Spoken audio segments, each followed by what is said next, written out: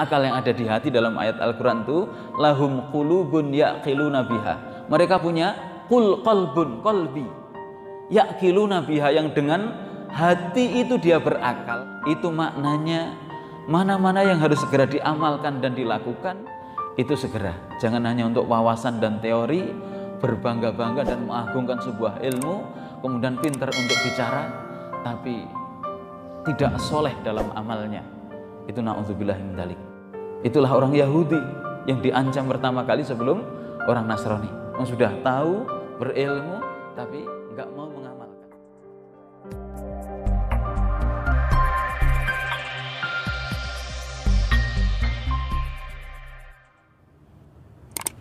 Bismillahirrahmanirrahim. Assalamualaikum warahmatullahi wabarakatuh.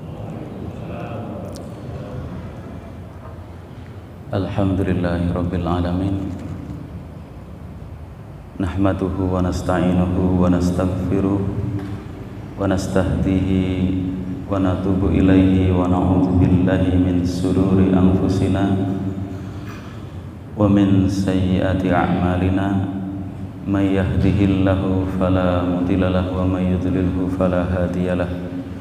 Wa asyhadu an la ilaha illallah wahdahu la syarikalah wa asyhadu anna Muhammadan abduhu wa rasuluh la nabiyya wa la rasula ba'dah.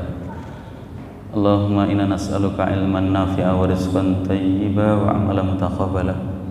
Allahumma inna na'udzubika min ilmin la yanfa' wa min qalbin la yakhsha wa min nafsin la tasba' wa min da'watin la yustajabu laha.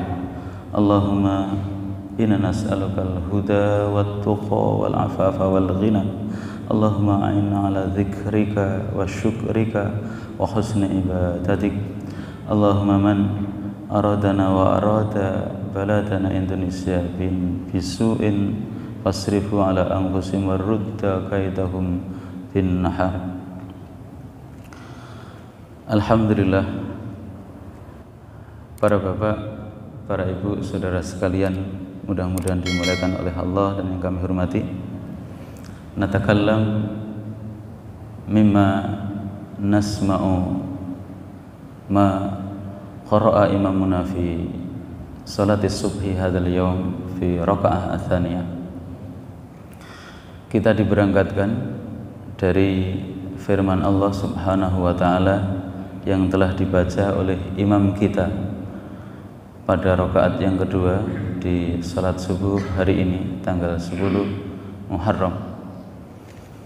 Laqad qara telah membaca imam kita pada rakaat yang kedua potongan ayat dari surah Al-Balad.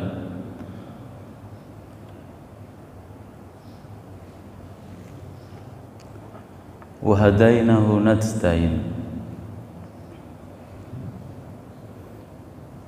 atau dua ayat sebelumnya yang kita tadabburi agar kita mendapatkan barokah tadabbur Al-Quran, pulang membawa unta yang super.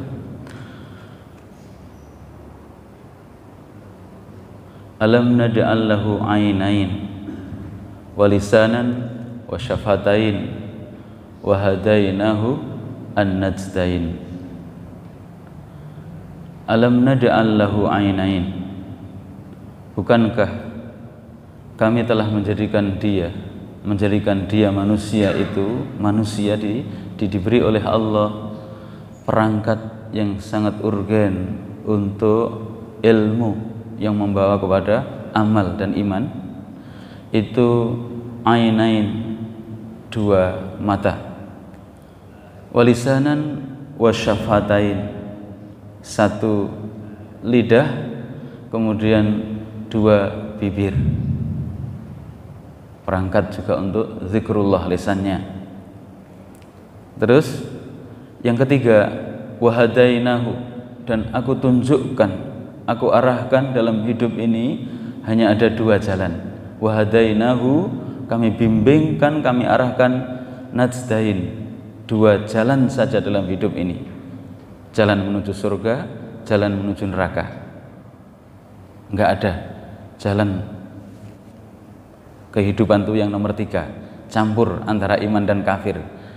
iman muaranya surga, kemudian kekafiran neraka.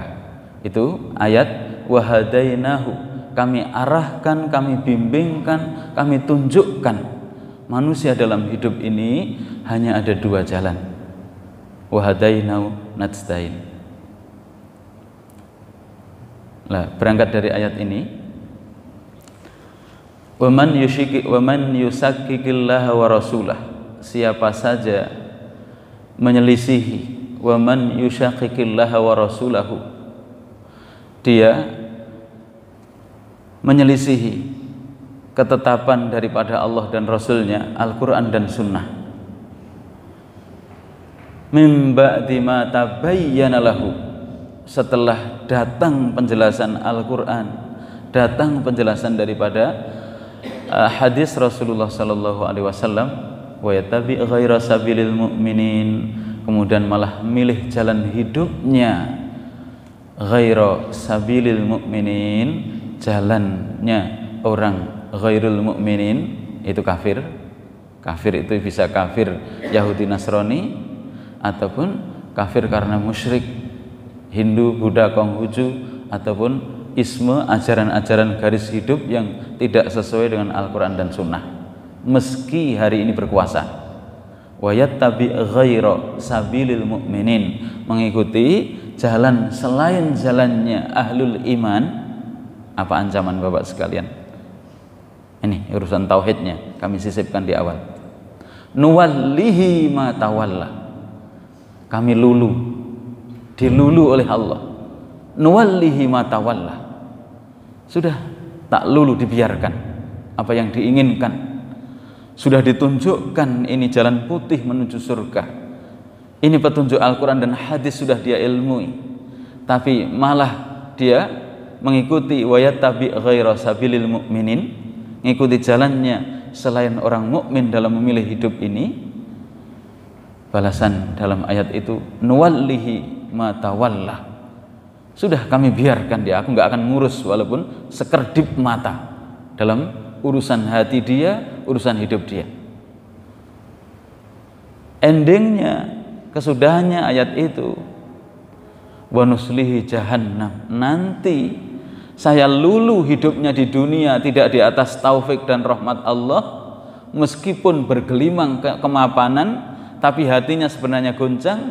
Nanti di akhirat wa nuslihi jahannam, kami gusur, kami masukkan ke dalam neraka jahanam. Wasaat masiro, jahanam adalah masiro, tempat kembali yang paling saat, yang sejelek-jelek tempat kembali.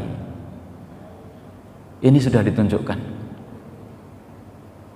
Makanya lanjutan ayat itu agar kita memahami karakter jalan ahlul iman di dunia ini. Karakternya tadi, wahadainahu najdain falaqtahamal aqabah wa ma adrakamal aqabah, baru diantara aqabah itu jumlah aqabah itu tempat yang tinggi, di robwah, di tempat yang tinggi. Falaqtahamal aqabah, sungguh benar-benar iqtahamal aqabah, jalan yang benar. Surga itu ditempuh dengan jalan yang mendaki, jalan yang berat. Jalannya berat, mendaki, jalan yang mesti menyelisihi hawa nafsu. Jalan menuju surga itu jalan yang menyelisih hawa nafsu, itu berat. Makanya mintalah alam nashrah laka sadrak, itu dilapangkan dada, karena hati letaknya di dalam dada. Itu ternyata muaranya kemarin, lapang dada itu diantara sebabnya adalah ila rabbika farghab, dengan mendekat dan beribadah kepada Allah. Itu menjadi lapang dada, jalan ahlul iman. Jalannya berat karena menyelisih hawa nafsu, tapi kesudahannya ahla minal asal, lebih manis daripada madu. Surga itu puncak dan tempat untuk memuaskan syahwat, keinginan setiap manusia itu nanti. Walakum fiha ma tashtahi anfusukum walakum fiha ma tad'un. Di surga itu loh tempat kalian untuk memuaskan keinginan dan nafsu kamu. Dan disitulah walakum fiha ma tad'un, apa yang Allah janjikan itu benar-benar akan ditampakkan nanti di antara janji jannah itu. Lah ini berat di muqaddimah dengan dua tadi, diberi dua telinga, dua bibir, dalam hidup juga hanya dua jalan. Kalau tidak jalan sabilil mu'minin, sabilil kafirin.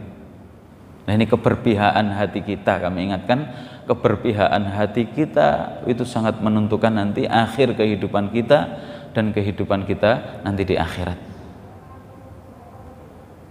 Lah itu kita merenungi satu ayat dari Al-Balad yang dibaca oleh imam kita.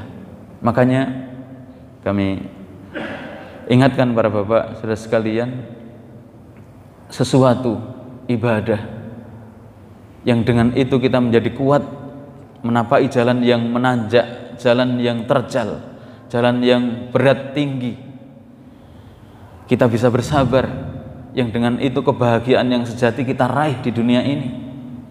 Ibadah yang dengan itu kemuliaan kita di dunia dan kemuliaan kita di alam kubur serta akhirat juga diberikan oleh Allah, akan kita dapat. Apakah ibadah itu? Ibadah itu dirangkai dalam berbagai ayat oleh Allah Subhanahu wa taala yang namanya adalah az-zikru. Itu kekuatannya di situ. Az-zikru, zikir atau zikrullah. Zikrullah yang punya makna yang sangat luas. Para ulama kemarin mengambil istifadah ayat-ayat Al-Quran, ternyata makna zikrullah itu tidak hanya zikir talafut bil lisan faqat, tapi jauh dari itu semua rangkaian kehidupan ibadah yang mahdoh ataupun ibadah yang ghairu mahdoh, yang semua syariat ini diikat dengan zikrullah. Mau tidur ada bimbingan zikirnya kepada Allah. Posisi tidur dalam syariat, kepala di utara menghadap ke kiblat, tangan sebelah kanan di bawah dari perutnya. Sebelum itu posisi itu kita ada syariat zikir, doa untuk tidur. Ba'da tidur, bangun tidur juga ada syariat zikirnya. Ke kamar mandi ada zikirnya. Keluar dari kamar mandi ghufranaka, memohon ampun karena lalai, tidak boleh zikir dengan lisan di dalam kamar mandi. Di depan cermin, melangkahkan kaki ke masjid, memakai baju, masuk masjid, keluar masjid. Semua rangkaian sunnah-sunnah ini sebenarnya adalah iqamatu zikrillah. Nah itu maksud kami, ada sesuatu ibadah yang kita mampu dengan itu dimampukan oleh Allah menempuh jalan yang menyelisih hawa nafsu, menempuh jalan yang menyelisih keumuman manusia, yakni zikrullah. Falaqtahamal aqabah wa ma adrakal maqabah. Tahukah kamu apakah tempat yang menanjak dan tinggi itu, tempat yang berat itu? Di antaranya adalah fakur raqabah. Amalan dalam Islam itu disebutkan merdekakan budak, atau memberi makan ketika orang sangat berhajat, dan seterusnya di ayat-ayat itu. Atau rangkaian seluruh syariat Islam ini kalau kami simpulkan semuanya adalah ada dalam muara kekuatan zikrullah kita, zikir kita kepada Allah. Nah ini mohon mana-mana yang harus segera kita bawa ke dalam akal kita yang ada di otak untuk sebuah pahaman, kita arahkan kepada pahaman kita. Mana-mana semua teori tadi segera kita bawa kepada akal yang ada di hati. Akal itu lahum qulubun yaqiluna biha. Mereka punya hati yang dengan hati itu dia berakal. Jadi akal yang ada di hati dalam ayat Al-Quran itu lahum qulubun yaqiluna biha. Mereka punya qalbun, qalbi, yaqiluna biha, yang dengan hati itu dia berakal. Itu maknanya mana-mana yang harus segera diamalkan dan dilakukan itu segera, jangan hanya untuk wawasan dan teori, berbangga-bangga dan mengagungkan sebuah ilmu, kemudian pintar untuk bicara tapi tidak soleh dalam amalnya. Itu na'udzubillah min dzalik. Itulah orang Yahudi yang diancam pertama kali sebelum orang Nasrani. Sudah tahu, berilmu tapi nggak mau mengamalkan. Lah ini mari, karena orang-orang soleh zaman dahulu, para sahabat-sahabat Rasulullah Sallallahu Alaihi Wasallam, para tabiin, tabiut tabiin, memadukan dan mengikat rumusan teori-teori itu di dalam amal yang mana-mana dibawa kepada akal yang ada di hati, segera dan buruan untuk mohon kepada Allah diamalkan. Tuntutan ilmu itu segera diamalkan, bukan untuk wawasan dan teori. Termasuk misalkan kita sudah memahami hari ini tanggal 10, paksa, mari kita segera puasa. Berat untuk bersabar, berpuasa. Tapi keberkahan umat Rasulullah, 1 tahun yang lalu dosanya dihapus, tanggal 10 Muharram, 1 tahun yang lalu, 1 tahun yang akan datang, tanggal 9, misalkan 9 Arafahnya. Hadis-hadis itu jangan untuk wawasan teori, tapi mari kita buktikan mujahadah dan kesungguhan kita. Ini jalan yang berat, memang menyelisih hawa nafsu. Belum lagi kalau kita menapai syariat-syariat yang jauh resiko dan tuntutannya, menyangkut urusan kehormatan istri, anak, keluarga, waktu, hingga akhirnya rumus senjata orang kafir. Tak tangkap kalau kamu tidak ikuti aku. Kalau kamu tak tangkap, dia akan aku bunuh. Kalau tidak kamu bunuh, tidak ditangkap, akan aku asingkan dari kampung halamanmu, aku ekstradisi ke Guantanamo. Muaranya kan itu, senjata orang kafir. Lah menyangkut resiko itu, kita akan jadi kuat manakala zikrullah kita, zikir kita kepada Allah ketika dalam kondisi belum berbenturan dengan musuh secara nyata dan fisik kita. Itulah yang akan membantu ketika tribulasi, benturan kita, fisik kita, pikiran kita, ujian. Nas'alullah pada Allah diberi keselamatan dan kesehatan ketika berbenturan dengan musuh seperti itu kita bangun i'dad maknawi, yaitu dengan menguatkan zikrullah ini. Kemarin kita ingatkan kan, misalkan Imam Ahmad bin Hambal, ndaklah aku nulis buku itu kecuali aku sudah ngamalkan, bukan untuk wawasan dan pintar-pintaran, berbangga-bangga dengan teori yang aku tuangkan.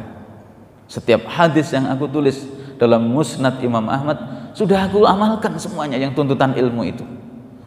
Begitu aku mengerti keutamaan membaca ayat kursi setiap sholat, tidak pernah aku tinggalkan keagungan jarak antara dia orang yang baca ayat kursi setelah sholat dengan laluan menuju surga itu sangat tipis, kecuali pasti aku mengamalkan saat-saat ketika lupa atau urusan yang lain menjadikan aku tidak mengamalkan baca ayat kursi.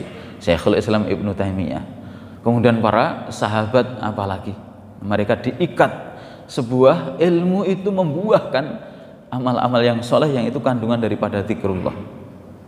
Setelah aku tahu ternyata 12 rakaat sunnah muakkadah, sholat sunnah yang sangat ditekankan, antara yaitu ba'da sholat ataupun sebelum sholat, tidak pernah aku tinggalkan itu selama hidupku sampai aku mati, sampai aku umur mau mati ini. Itu wanita Ummu Habibah dan ulama-ulama yang lain, orang-orang soleh yang lain, semuanya begitu. Makanya dunia dikuasakan, mereka diberi kemampuan tamkin. Tamkin itu kekuasaan, dia berkuasa di muka bumi karena kekuatan zikrullahnya kuat, dibuktikan benar.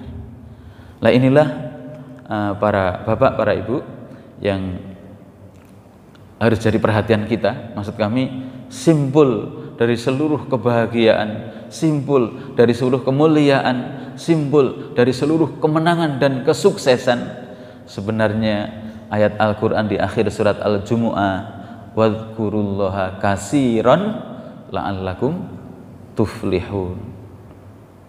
Wadhkurullaha katsiran, zikirlah kalian itu dengan zikir yang banyak, jangan sedikit, yang banyak. Allah sebutkan wadhkurullaha katsiran, zikirlah yang banyak. Yang makna zikir kemarin bisa sholat sunat, ya sholat wajib, bisa membaca Al-Quran, mentadaburinya, mengamalkannya, bisa zikir secara mutlak, subhanallah walhamdulillah, la ilaha illallah, allahu akbar, la haula wa la quwata illa billah, Allahumma sholli ala Muhammad, astagfirullah, astagfirullah, setiap saat. Itu mengandungi seluruh amalan di dalam Islam. Kuatnya hati kita, meskipun kita kerja urusan dunia, tapi tidak masuk dunia itu sampai ke dalam hati kita. Karena hati kita sudah dipenuhi dengan zikir, zikrullah. Kita bekerja, mulia, harus menguasai dunia dan harus kaya. Tapi kekayaan dan dunia yang melimpah dan simbol itu, simbol keduniaannya, tidak sampai masuk ke dalam hati. Itulah yang namanya orang zuhud. Kamu sudah miskin, kere, tapi cinta dunia. Itu kan dosa besar itu. Sudah miskin, sombong. Itu dosa besar. Mari, para sahabat kuat melepas segala apa yang dimilikinya karena hatinya akhirat. Lah ini dengan dunia yang sedikit saja sudah sombong, menakar dan nilai orang dengan nilai dunia. Yang dihormati adalah orang yang punya uang. Orang yang tidak punya uang walaupun ahlu takwa dicibir dan lihat sebelah mata. Kan kurang ajar benar ini. Menakar dan nilai orang dengan dunia. Nggak dianggap orang itu kalau tidak punya uang. Ini pikiran-pikiran orang kafir. Tidak punya zikir dia di dalam hatinya. Muamalah dengan orang melihat sebelah mata karena tidak punya dunia, tidak punya uang. Giliran orang yang berharta, yang punya uang, disembah, dihargai karena hati dia adalah ngukurnya dengan dunia. Ini kan keterlaluan. Ngaku iman tadi, akhlaknya, adabnya tidak punya Islami. Itu sekali lagi para bapak, zikrullah dia lemah. Pada dasarnya ketika dia zikrullahnya kuat, siapapun ahlul iman itu punya hak untuk jadi wali, loyalitas, diloyali, loyalitasnya ada. Enggak, karena pikiran material di dalam hatinya telah nancap. Orang ahlul iman, ahlu takwa dicibir, dilihat dengan sebelah mata, apalagi sampai ditangkap, dipenjara, padahal urusan keimanan ya sudah. Itu nanti naudzubillah min dzalik. Innal ladzina fatanul mu'minina wal mu'minat tsumma lam yatubu falahum adzabu jahannam walahum adzabul hariq. Orang yang suka menyakiti hatinya ahlul iman, menyakiti, belum menyiksa, belum menangkapnya, ditangkap dalam kasus teroris. Kasus teroris ada kasus ideologi keimanan. La ilaha illallah. Kayak apa nanti kalau dia tidak bertobat sebelum mati? Ancaman ayatnya, innalladzina fatanul mu'minin, orang yang menyakiti, menyiksa, menfitnah, menyakiti hati saja. Orang tidak punya uang dilihat sebelah mata, kira orang yang punya uang disanjung-sanjung dan dipuja. Kamu itu menyakiti hati ahlul iman. Apalagi sampai menangkap, menyiksa, memenjara dan menyiksa seperti itu. Falahum adzabu jahannam walahum adzabul hariq. Itu tidak ada zikrullah hati dia. Makanya maksud kami, mari kekuatan zikrullah kita, kalau itu kuat mesti membuahkan amal-amal yang jelas bermuara dari keislaman kita. Makanya orang-orang soleh zaman dahulu kalau disimpulkan kekuatan zikrullahnya itu sudah tataran-tataran hingga sangat tinggi, semuanya diarahkan untuk Allah. Lah hari ini kamu itu miskin, kekayaan kamu seperti apa tuh, sombong sekali, menyombongkan ahlul iman, menyombongkan ahlul iman yang tidak punya uang, tidak kamu lihat, tidak kamu anggap.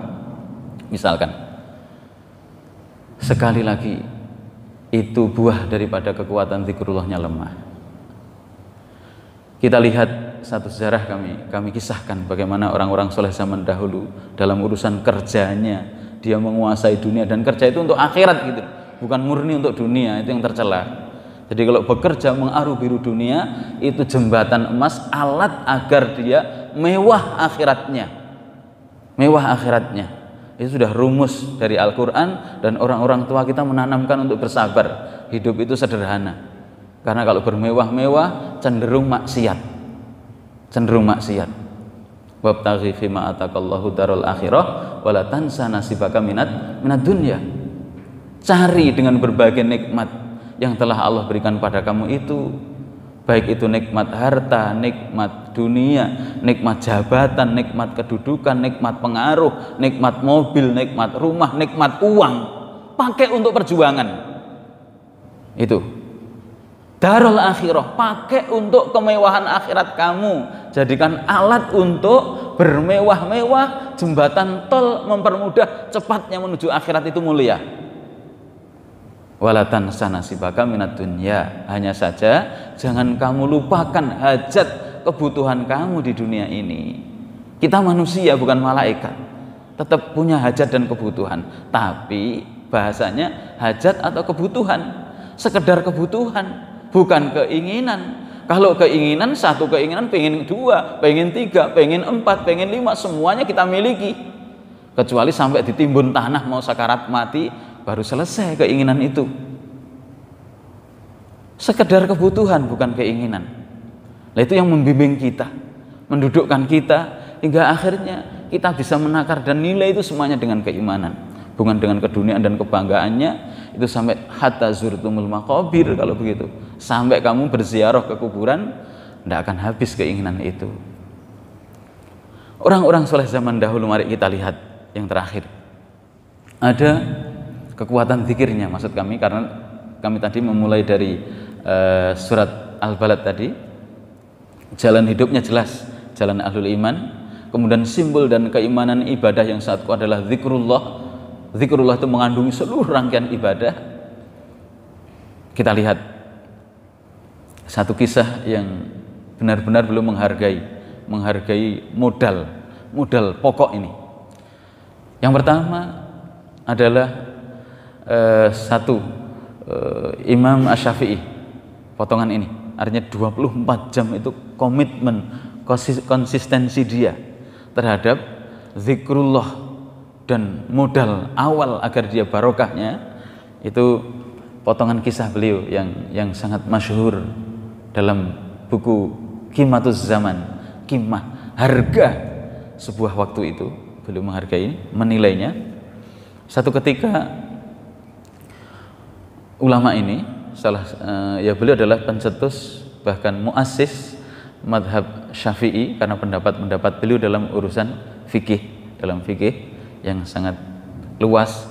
Hasanah, artinya hasanahnya umat Islam itu berarti kan variasi itu kan menyenangkan. Maka kalau perbedaan dalam masalah fikih itu jangan disoal, apalagi dalam suasana seperti ini. Maksud kami, mereka yang pakai kunut ya silahkan, mereka punya dalil. Mereka yang azan 2 kali juga ada dalil. Mereka yang pakai tongkat ketika khutbah juga ada dalil.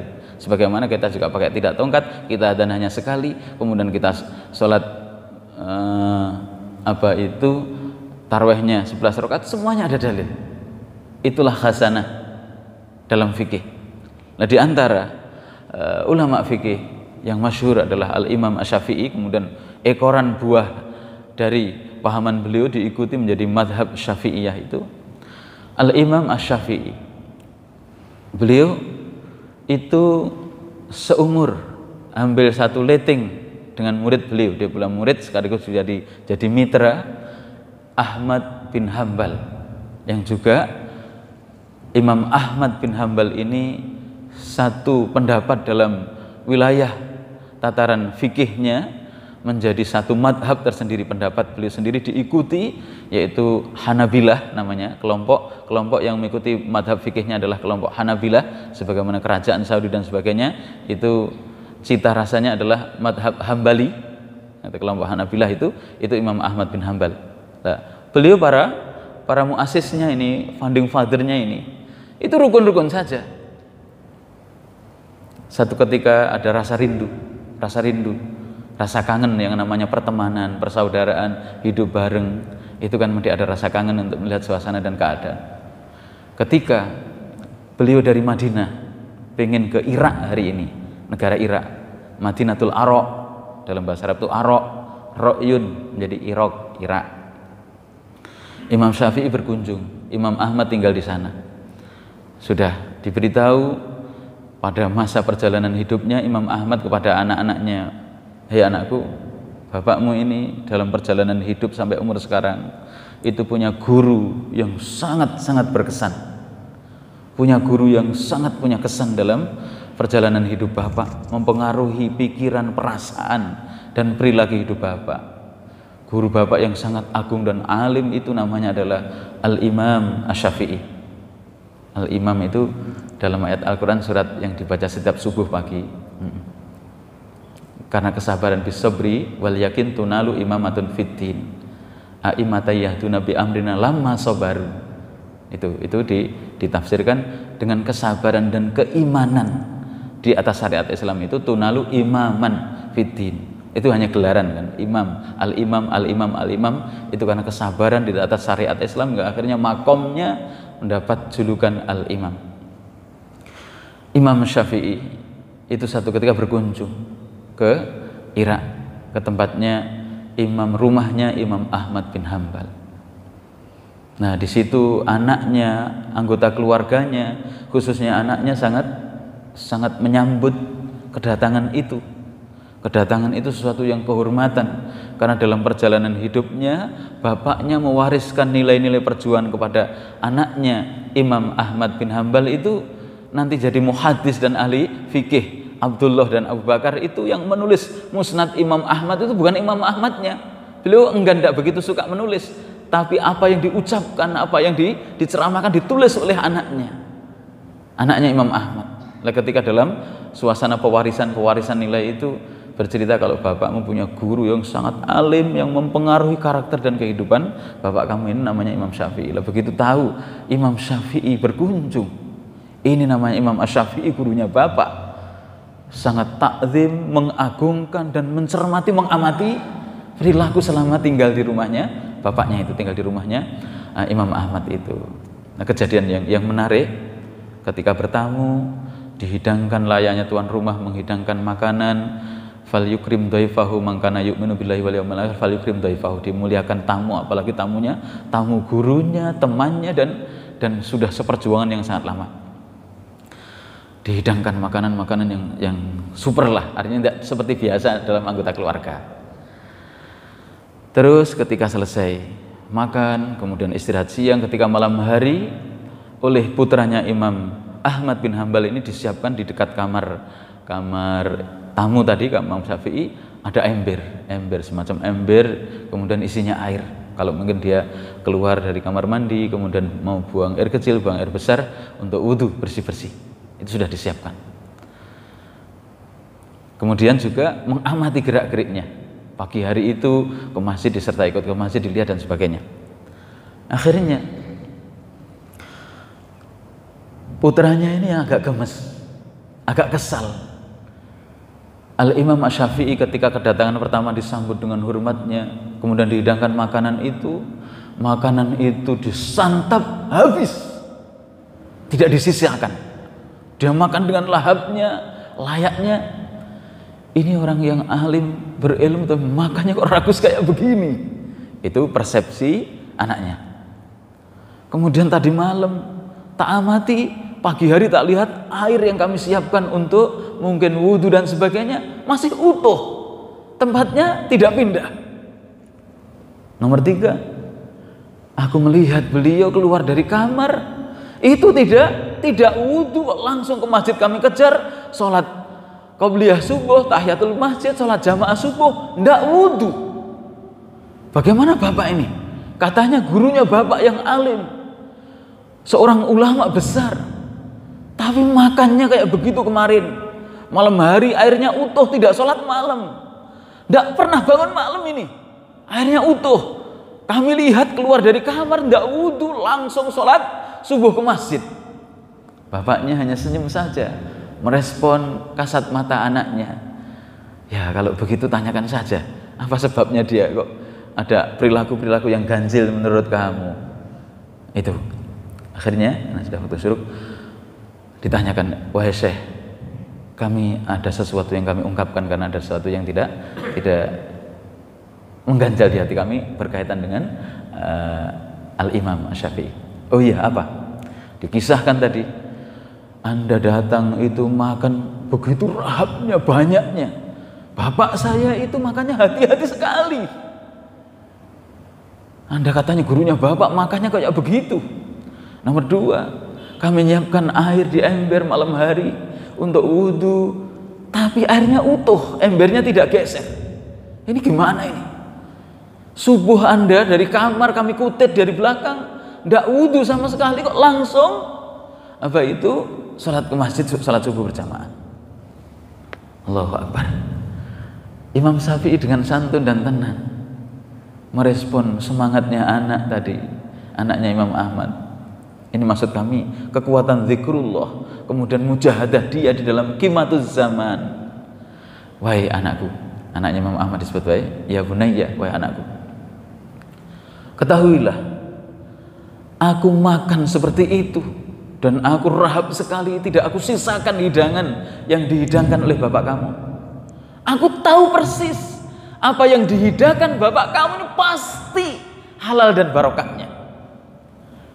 Karena Imam Ahmad ketika thalabul ilmi, dia belajar di Son'a, itu ketika ngimami 3 hari itu kadang keliru-keliru. Kenapa Ahmad kamu keliru? Hafalan kamu kok lompat-lompat. Wah Syekh, aku 3 hari nih nggak makan kecuali minum air zam-zam, aku ganjal perutku. Dia berkuat menahan dirinya untuk tidak syahwatul butun, memuaskan syahwat makanannya. Aku tahu persis perjalanan hidup bapak kamu, apa yang dihidangkan ini pasti halal dan barokah. Makanya aku tidak ingin meninggalkan barokah yang dihidangkan makanan bapak kamu. Aku habiskan semua itu karena istifadah. Ini menjadi halalan thayyibah. Allahu Akbar. Anaknya manduk-manduk saja. Nomor 2, kenapa aku tidak ngambil air dan aku tidak sholat malam? Memang malam itu aku tidak sholat malam karena aku fokus ba'da isya tadabbur, mempelajari satu hadis Nabi Sallallahu Alaihi Wasallam. Orang-orang soleh zaman dahulu mengulang hadis yang dihafal itu, diulang, dibaca, dihayati, diresapi, terus diambil faidah. Maka dalam tema-tema teori kitab itu kan ma yustafadu min hadil ayah, ma yustafadu min hadal hadis, faidah hadis ini diambil faidahnya, pelajarannya, kemudian teori dalam mengaplikasikannya berupa pertanyaan itu. Itu dipakai cara mulazamah seperti itu atau teori secara kelas klasikal. Imam Syafi'i, aku merenungi satu hadis, aku hayati, aku resapi, aku ambil faedahnya. Hadis Nabi yang pendek, yaitu matanya, ya Aba Umair ma fa'ala Nughair, wahai Abu Umair, apa yang telah terjadi dengan Nughair. Itu tentang anak kecil main burung, punya burung piaraan. Itu boleh-boleh, itu diambil faedah sangat banyak sekali. Aku tidak sholat malam karena merenungi dan menghayati, mengambil faedah hadis itu. Manduk-manduk, karena Imam Syafi'i berpendapat belajar Islam itu lebih utama daripada sholat sunnah. Maka ketika belajarnya ba'dal maghrib, sholat isya'nya digeser sedikit, itu boleh. Ataupun juga pahaman belajar Islam itu lebih utama daripada sholat sunnah. Itu pendapat beliau. Terakhir, aku sholat subuh tidak wudhu. Memang pagi itu aku tidak mengambil air yang telah engkau siapkan, tapi wudhuku sholat isya itu aku pakai untuk sholat subuh. Allahu Akbar. Qimatuz zaman, harga dan nilai waktu-waktu menurut para orang-orang soleh dan ulama itu seperti itu. Ketika dia tidak bersama keluarganya, kemudian dia bertamu, dia faedah malam waktu-waktunya untuk seperti itu. Maka pantas orang-orang soleh zaman dahulu itu tamkin kekuasaan bumi ini diberikan kepada mereka. Mereka berkuasa karena zikrullahnya kuat, hatinya dipenuhi dengan akhirat, sehingga dunia itu didatangkan pada mereka. Janganlah kita sudah miskin, kekayaan kita kayak apa toh? Apakah mengalahkan Qarun? Tidak ada. Siapa di Sumeneb yang mengalahkan kekayaannya kayaknya Qarun? Itu mengalahkan Abu Bakar saja, mengalahkan Utsman bin Affan saja. Yang hari ini asetnya Utsman berupa hotel juga masih ada, sumur juga masih ada, aset tanah-tanah itu masih ada yang dikuasai oleh kerajaan Saudi, ditasarrufkan untuk kaum muslimin. Lah kita, mari kita isi hati kita dengan zikrullah, yang dengan itu dunia akan lepas. Kita paham kalau dunia ini alat saja. Kita ngukur nimbang orang itu dengan keimanan dan ketakwaannya, bukan melihat orang dan nilai dengan dunia. Jangan. Mari bersabar dengan atas syariat Islam yang dengan itu manisnya akhirat. Sudahkah kita mempersiapkan untuk akhirat kita? Sudahkah kita benar-benar hati-hati dan takut terhadap neraka yang setiap saat dibacakan oleh imam-imam kita ketika sholat jahar. Nah itu mari kita mulai resapi, kita resapi yang dengan itu, Masya Allah. Meski dalam suasana beratnya kayak ini, kaum muslimin ditangkepi, kaum muslimin dipenjara, dan kita sudah terjajah seperti ini, kita ada harapan yang kuat, iman kita terjaga, akhirat menunggu kita. Kita kan kadang iri, mereka kembali kepada Allah duluan di masa-masa seperti ini dengan sakit dahulu. Itu kan tanda kebaikan, diberi sakit, dihapus dosanya, mati. Kita nas'alullah salamah wal afiyah. Aku lu qouli hadza wa astaghfiruhu innahu huwal ghafurur rahim. Wa sallallahu ala nabiyyina Muhammad wa ala alihi washabbihi wasallam. Assalamualaikum warahmatullahi wabarakatuh.